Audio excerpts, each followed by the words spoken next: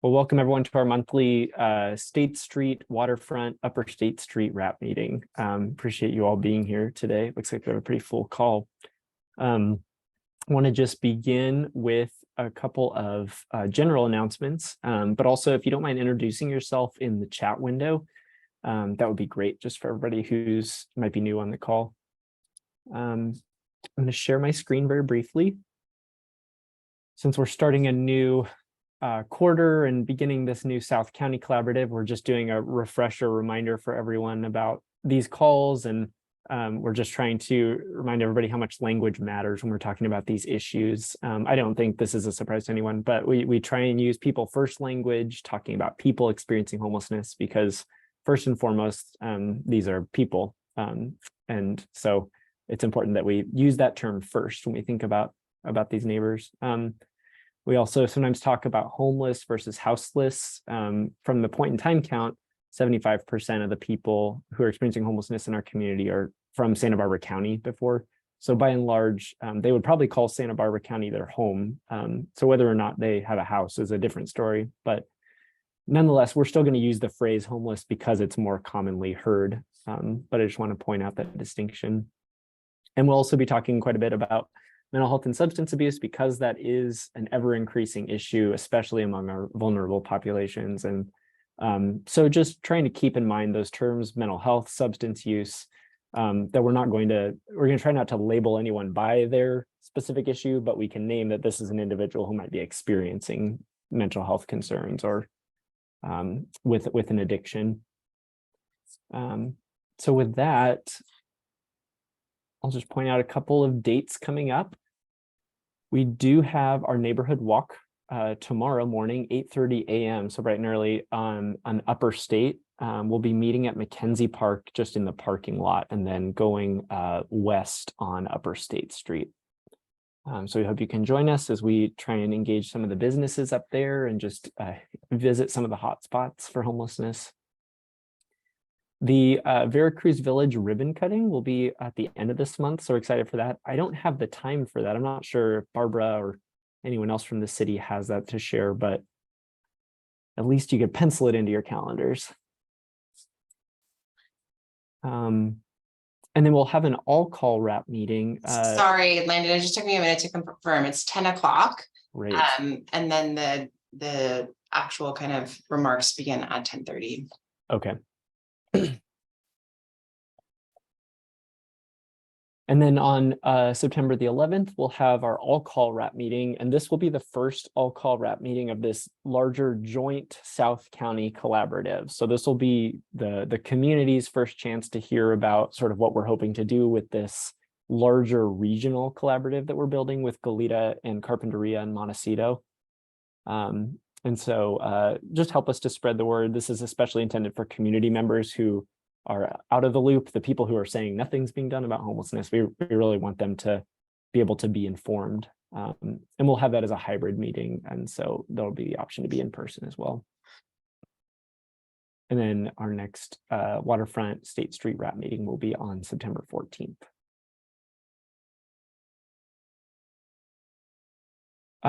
Just want to remind everyone, this is relatively new still, but that CityNet has their State Street Waterfront hotline. And Barbara, please correct me if I have any of the details wrong, or CityNet team, but I believe this is available Thursdays through Sundays, as well as after hours. And so we encourage you, if you do have an individual who you think might need services, that's somewhere you can direct them. If it is an emergency situation, though, or if it's a situation where you feel that there's illicit activity, that's still going to be a call to the police first. Yeah, absolutely, Landon. So the team that is committed to responding to these calls on the hotline as soon as they possibly can is available Thursday through Sunday. So that is part of actually their scope of work, is to be responsive to these calls. You can still call in and leave a message, and the team that's during the daytime will monitor that and check in and prioritize as needed. Thank you. Yeah, Liz. Would it be, can you let us know what information is going to be asked when they call this number? So that folks are prepared or they know what to expect? It's not manned by a person, so you'd have to leave a message with your concern if someone isn't available to answer at that time. It's a Google phone line, not a cell phone line. So that's, yeah, it's capturing the information and they're able to check in on those messages for the most part. Okay. We're also working on small business cards laminated on both sides that will have a QR code to the updated homelessness response directory, as well as the hotline number and other numbers that we know that are useful for business owners and residents in the region. Would be amazing. Thank you. So this morning I called around to ask what folks wanted to bring up on this call. Is this an example of what would be appropriate for this hotline? I was told that there's more chronic homeless folks with more serious mental health challenges, shouting on the street as they're walking by, verbally aggressive, but not necessarily coming into businesses. Would that, for example, be an appropriate reason to call this line? Or would they need to describe the person that they're seeing? Ideally, we're describing the person, because there would be, no way for us to be as effective if we didn't have that identifying information, especially as folks are on the move, that even if we went by, to the original location, we might not find them. So we have found that really detailed identifying information, if available, obviously. In other ways, you can email. I think everyone has the CityNet team's email address, and then my email address, as well as Liz. If there's a photo, video, Lizzie, your detail and photos have been so helpful for the team to receive and for us to be able to triage as needed. Thank you. Barbara, Yeah. if I might just add on that call. Yes. Yeah.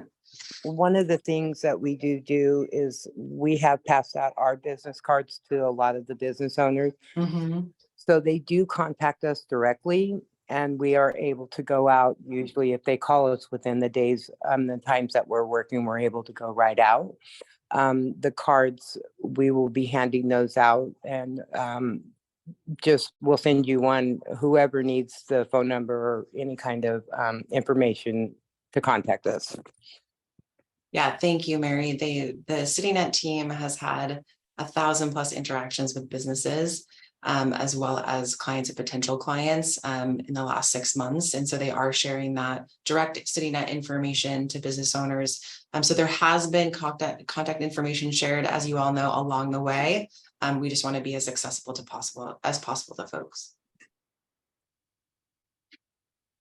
We had a question in the chat window about first whether this is something that can be given out widely, and I think the goal is yes. We want this to be in as many, especially the State Street waterfront folks, to know this number. Yes, yeah, this Liz Stotts, yeah, here she is on the line. She created the scope of work that included the Thursday to Sunday team to have an established hotline and to be responsive to that hotline. So again, as Mary said from CityNet, they're responding all the time, and they try to do that in a timely way within the period that they're operating, daytime during Monday through Thursday, and then nights and weekends, Thursday through Sunday. So it's not restrictive, but it is in a way, because we really want this hotline to be, for the team to be able to be responsive for folks that call in and feel like it's not another place for them to leave a message and there's no visible results.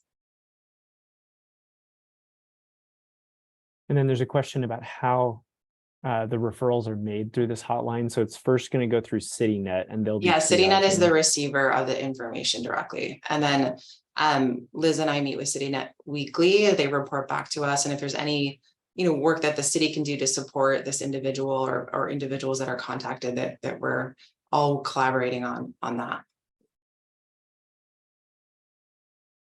Great. A few other quick announcements. One, just celebrating, we've had 1 year of Dignity Moves being in our downtown, and we've seen 15 individuals. Sorry, I'm getting used to a new mouse, hence why the slides keep skipping. 15 individuals have moved into permanent housing here in our community, and there's others that moved out of county were reunified with family or friends. And we encourage you to check out, there's an article in the Independent today about it, but we're just grateful for that partnership and how well it's been received by the residents and neighbors right around that area.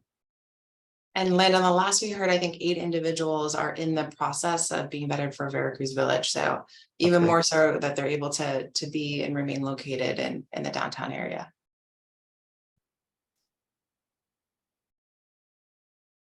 Just wanted to note, our last walk was kind of a lower State Street waterfront walk. We met at Santa Barbara Roasting Company and walked around that neighborhood as well as down towards the beach and the waterfront area. So thanks to everybody who came out for that. We had a really nice turnout and we're able to engage quite a few businesses that had quite a few stories to share. And then last, I just wanted to give a shout out to our outreach teams. So CityNet, Safe Parking, Parks and Recs, Park Rangers, and Good Samaritan all woke up really early today. Volunteers and policing as well woke up really early. We're out in the pouring rain at 6:30 in the morning today, specifically doing outreach to people sleeping in their vehicles throughout the downtown and east side areas. And so just these folks are really committed and appreciate them being out there. So.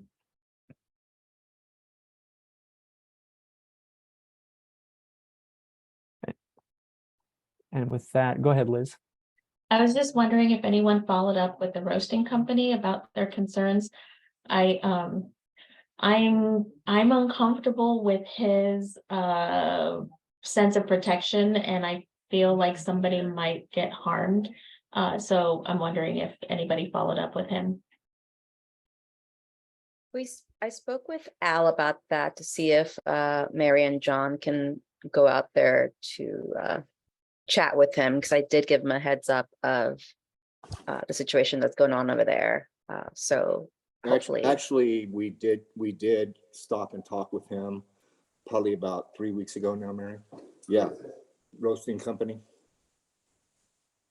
parking lot 212. Oh, yes. Yes. And we gave him our business card for him to call us if he had any problems or any issues, and we would come out and respond to that. We have not received a call from him since that chat. We do go by that lot probably twice a day, and we don't see anyone. Sometimes they're on the corner there of State and Cateras, and then we sometimes go on the streets behind that go into it from the back. And every once in a while we'll see a person there, but haven't had any response from the roasting company since we talked to him. Thank you. I think that's one that when we talked about is that we were going to have more outreach out there. So they've been going multiple times since then. much appreciated. Right. So why don't we go ahead and do some quick updates from our outreach providers, and then we'll get to some community concerns because I see them popping up in the chat already. So why don't we go first to CityNet, since you have just been sharing.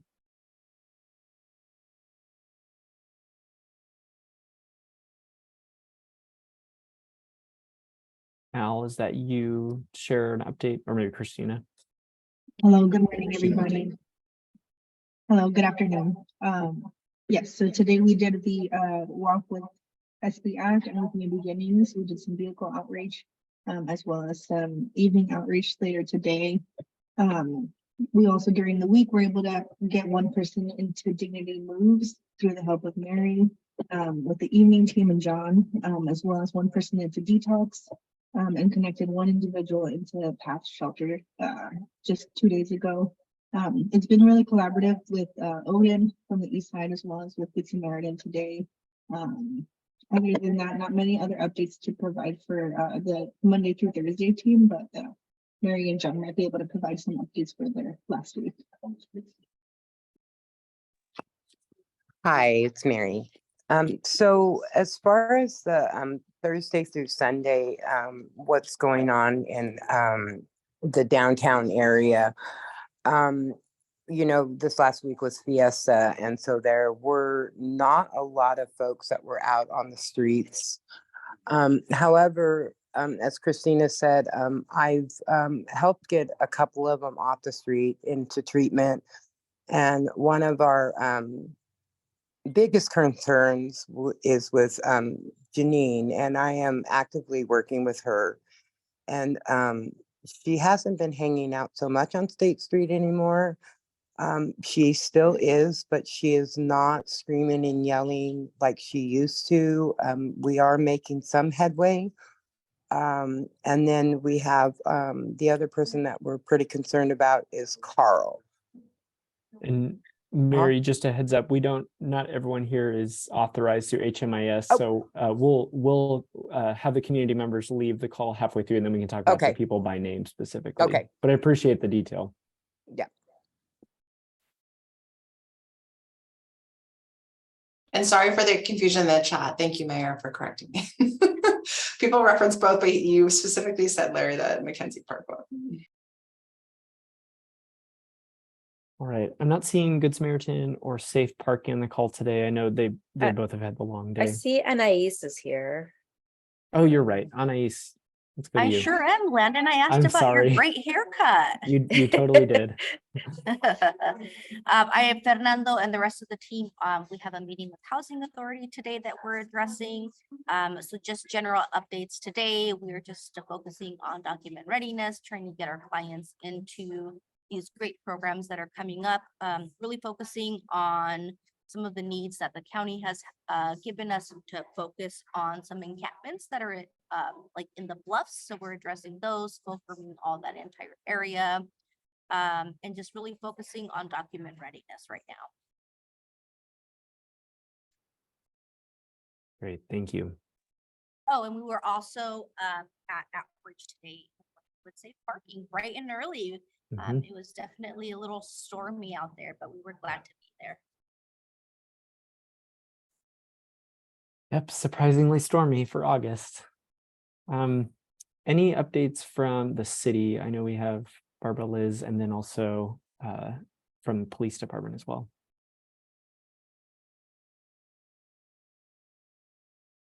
Go ahead, Liz, if you want to go first, then I can. Trying to remember what our latest updates are that are specific to this neighborhood. If you want to start, I can't think of anything. I'm sure once you start talking, I'll be like, oh yeah. There's a couple of things just, in general, we presented to council on August 1st, the outcomes of their 3-year strategic plan progress and proposed shifts in the scope of work with SB Act and the neighborhood navigation centers moving forward. So, if you have some time, it's worth kind of going in depth, but we are going to be working with SB Act to share more of the outcomes of our 3-year strategic plan more, I would say, much more broadly. Not that everyone, mayor, is not watching city council meetings, that's not the case, but that we make sure that we get the word out, because a lot of the feedback we received is that we need to communicate more what we're learning, how we're adjusting based on, what we've been able to achieve. And I think many of you have heard both the ad hoc committee on homelessness as well as the Act on Homelessness Steering Committee have all embraced an expansion to include South County jurisdictions to keep moving forward. I think all of us individually have done a lot of work in the last couple of years. We've made significant investments. We're also seeing a number of folks that are mobile kind of throughout the entire South County region. We also feel that, our needs and the population experiencing homelessness are distinct from North County. So we think we can work better together, more effectively and more efficiently moving forward. And a couple of things specific to the downtown kind of waterfront area. We've received word that we have some providers operating in Pershing Park with meal sharing programs. We are communicating across city departments on how best to address that, because we absolutely want continued coordination through the neighborhood navigation center sites, because they are achieving the outcomes we need them to achieve in terms of getting people on the pathway to housing. We also, have all seen kind of the increase in people experiencing vehicular homelessness, which is a reason for kind of the coordinated strategic outreach work this morning, but New Beginnings and their outreach team with safe parking have done a tremendous job hitting the kind of the, I would say the most visible areas pretty regularly. One of those areas is the commuter lot. We also have Dwight Murphy on along East Beach. And then we have a location in Upper State along Hope Avenue. Please know that everything is being done to coordinate across city departments as well as nonprofit service providers to incentivize folks to embrace the safe parking program, to understand kind of the enforcement measures that will have to take place if they're not, you know, accommodating both municipal code guidelines as well as the guidelines for safe parking and other areas. So just we will keep sharing information about this, but I think in general, you know, this is really brought to the forefront that we're seeing an increasing number of people experiencing vehicular homelessness, and our strategies need to adjust accordingly. And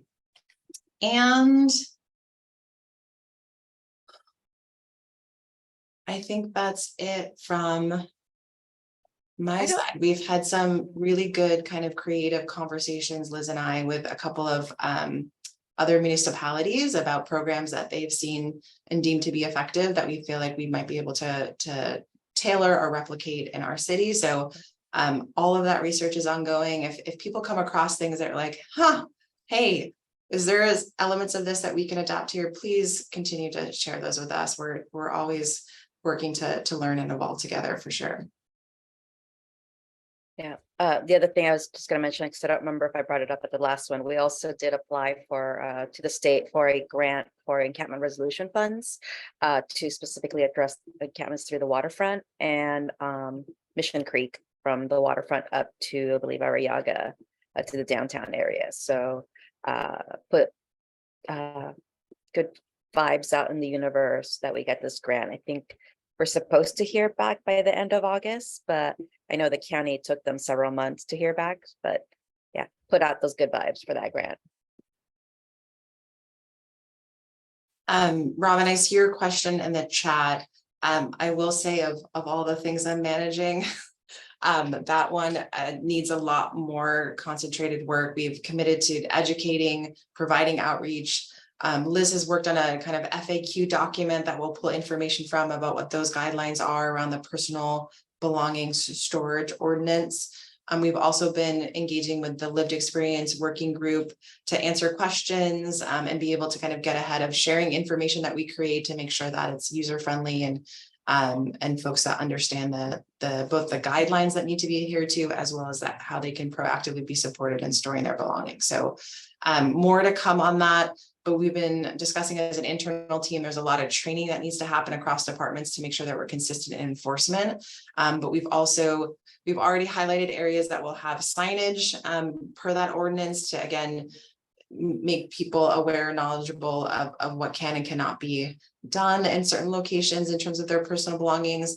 And we've also noted a couple of high priority individuals that need that really hands-on education to understand the new guidelines that will be in place later this month.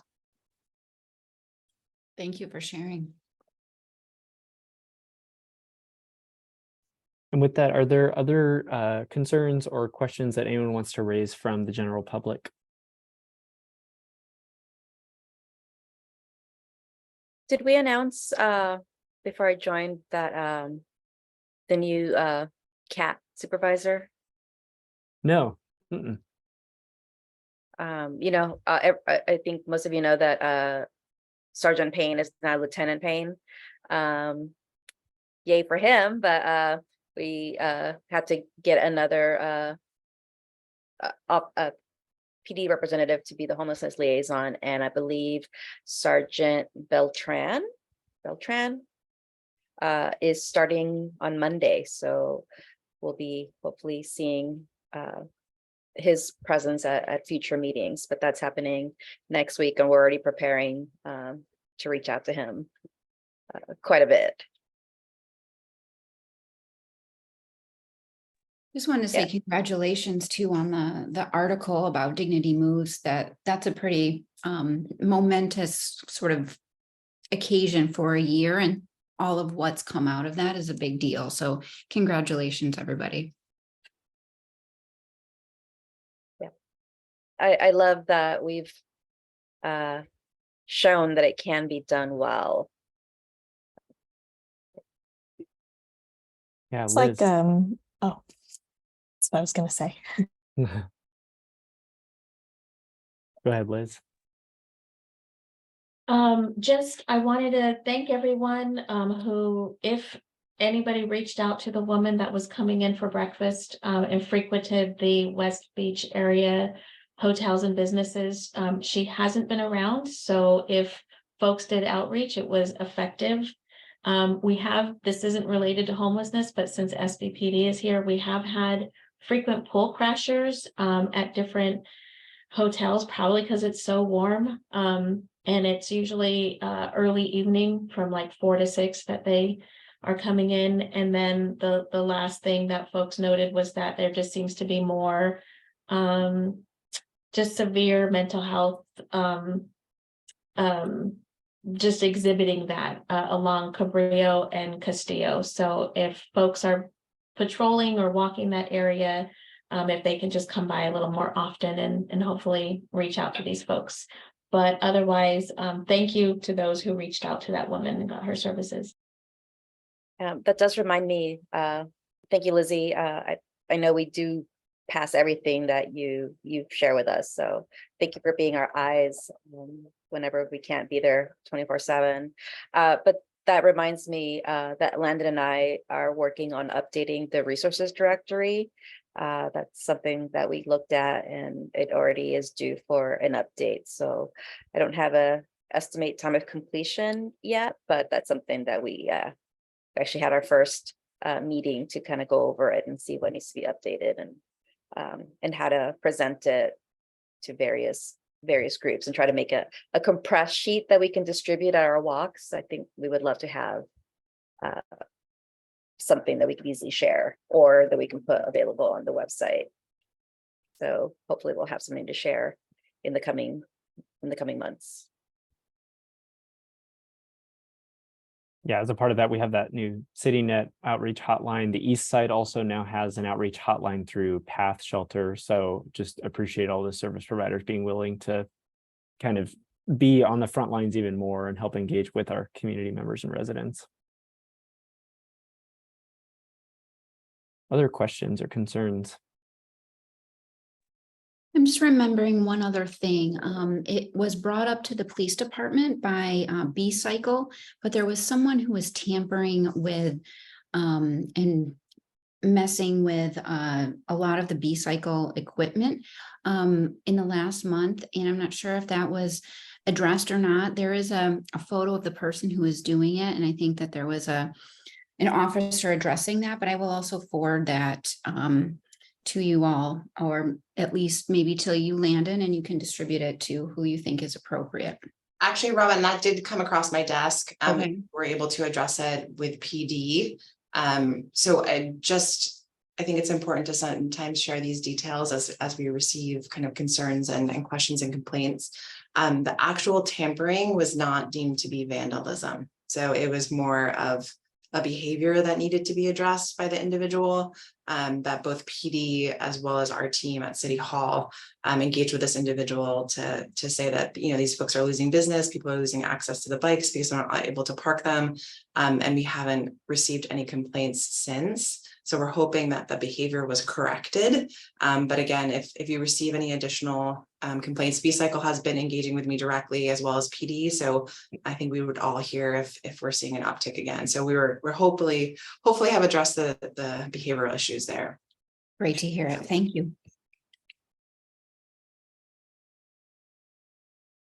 Anything else?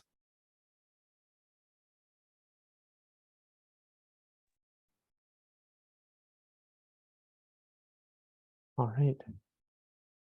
I'm not seeing any other questions or concerns. We do have one person that just joined the call. I don't know if you joined with any specific questions or concerns before we wrap up today. So I'll give you a second if so. No. Okay. We will have the meeting recording posted to YouTube, and so you'll be able to view it if you look up SB Act YouTube channel. So you'll be able to watch the rest of the meeting there. But with that, we can close for today. Say thank you to everyone, stay dry, and hopefully we'll see some of you tomorrow at the Upper State Street Walk, Mackenzie Park at 8:30 a.m. So bring your coffee. Hopefully the rain stops Hopefully so. and it won't be all muggy. Yeah. All right. Take care, everyone. You. All right, I'll pull up my outreach list while we're waiting. Anais, I'm sorry I forgot you.